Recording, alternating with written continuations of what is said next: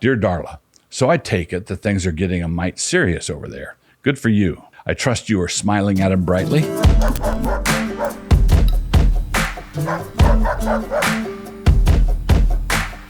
That apparently being the case, let me compare and contrast two different kinds of daddy issues. When a father has been a good father to his daughter, as yours obviously has been, despite being a great blessing, it nevertheless creates a unique set of challenges. When a father has been distant or abdicating or abusive, this creates another set of challenges, what are popularly known as daddy issues. As your dad has been a strong father both to you and to your siblings, this does not remove the possibility of something going wrong. It just changes the nature of what could go wrong. So let me begin with the situation that you are likely to encounter, and then I will compare it to the other kind of situation, the really sad kind. A father has an entirely different relationship to his daughters than he does with his sons. It is not the case that he just has generic kids, and provided he treats them well, everything will unfold in exactly the same way. No, he's a man, and he's a man with sons and daughters. A good father is modeling for his sons what they should want to be like, while he is doing something very different for his daughters. For them, he is modeling what they should want a future husband to be like. A similar thing happens on the other side with mothers and daughters and mothers and sons. In this case, he is modeling the kind of man you should want, not the kind of man you should be. The paradigm for all this was established in the Garden of Eden long ago. Therefore shall a man leave his father and his mother, and shall cleave unto his wife, and they shall be one flesh. Genesis 2:24. Also see Matthew 19:5.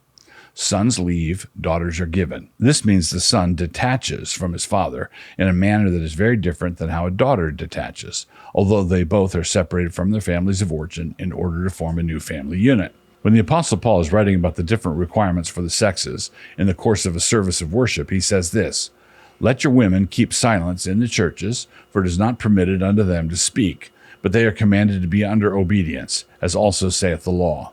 1 Corinthians 14:34. As the law says. But where does the law say that?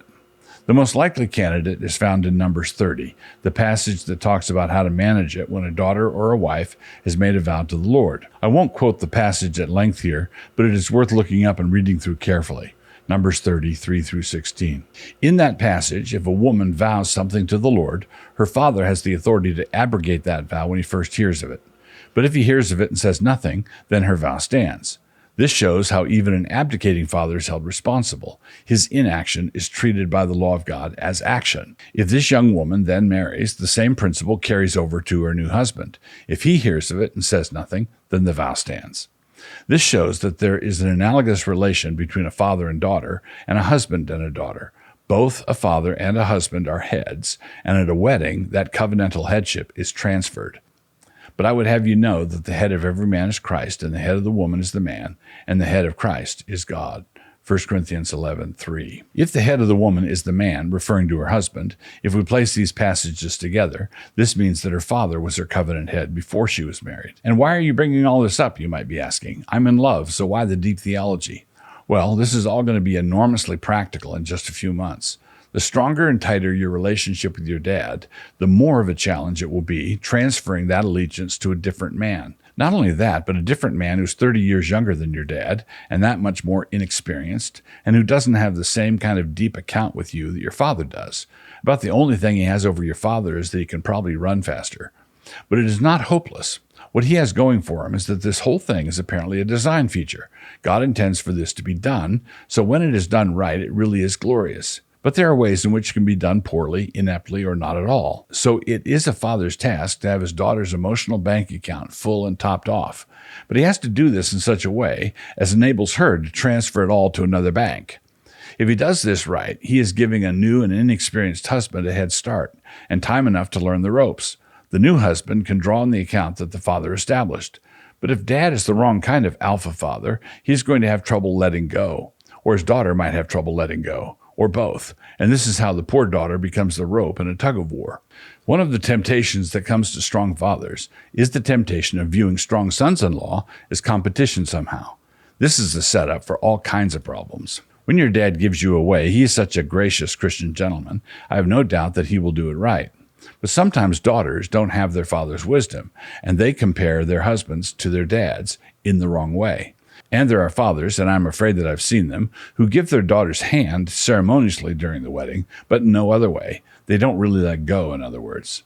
A young couple needs to fix it in their minds that they are establishing a new covenant household, one that, as households go, has the same rank as the households they grew up in. The household of the kids is not an annex to or extension of the households of the groom's family or of the bride's. After the wedding, we have 3 households, not 2.5. You don't want your oldest child to be 16 when he experiences his first Thanksgiving in his own home. I know you folks very well, and I know that they're committed to this principle that I'm describing, and so I know that they're not going to be difficult. But this should still be one of your expectations for Trent. You should be considering whether or not he's the kind of man who would shield you from your well-meaning in-laws, or if your folks were being difficult, from them as well. If you were getting undue pressure from his mother or from your father, which we obviously do not expect, he is the kind of man who will step in between. Will he be the kind of man who would say, Mom, we really want to hear your concerns, and we will consider them and pray through them, but you really need to bring them to me and not to Darla. Good fences make good neighbors, and a good man is always a good fence. Compare all this to the other kind of problem. If a young woman has the other kind of daddy issues, she can't get away from home fast enough, or at least it appears that way. But she has a vacuum inside, and she's looking for a way to fill it up. It is a vacuum that is shaped like an authoritative male head, and so she takes her father void, her father hunger with her. This is why she so easily latches onto or clings to a man, or to men, to anyone that she thinks might be able to fill that void. And so she goes off to empower herself through pole dancing or some other way of disappointing her father. Of course, there is no shortage of men around, but none of these men can fill that void, and a good 2/3 of them don't even want to. They just pretend to want to in order to get her into bed, and then they are gone like the whistling wind. And just like the whistling wind, they never call anymore. But in a healthy situation, as I said above, the father of the bride is giving the new husband a head start. He is beginning a new venture in the establishment of this household, and a godly father has been the financier, a venture capitalist. When a secure daughter transfers her allegiance to her new head, which is not the same thing as transferring loyalty, affection, or respect, she is doing something that should come naturally. She loves and respects her dad, as always, but her allegiance has been transferred. She is a naturalized citizen of another country now. A woman used to carry her father's name, and now her last name is the name of her husband. When feminists kick at this, thinking that they are subverting the patriarchy, they are not actually keeping their womanly name. They are doggedly sticking with their father's name, and their grandfather's, and their great-grandfather's. They are being narrowly patriarchal in this. A Christian maiden is brought up knowing that a woman is not bound to one male line forever. She knows that each new generation of daughters is privileged to bring new life to a new line. This is God's design. A woman is supposed to take her husband's name. This is not a quaint Anglo-Saxon custom. It is fully biblical. Male and female created he them and blessed them and called their name Adam in the day when they were created. Genesis 5:2. God created them, male and female, and placed his blessing upon that and called their name Mr. and Mrs. Adam. All the LGBTQ plus business is nothing less than hostility toward the blessing of God. You should therefore relinquish your father's name, and you should do it with joy. When your dad gives you away, it is so that you might take a name other than his, and that should bring him great joy. How could it not? It is God's design. With gladness and rejoicing, they shall be brought. They shall enter the king's palace. Instead of your fathers shall be your sons, whom you shall make princes in all the earth. Psalm 45:15 and 16. Your Uncle, Douglas. So, thanks for watching our content. We really appreciate it. I want to take a second to talk about my book, Angels in the Architecture, and how you can listen to the audio version for just 99 cents, which, if you round up, is a whole $1.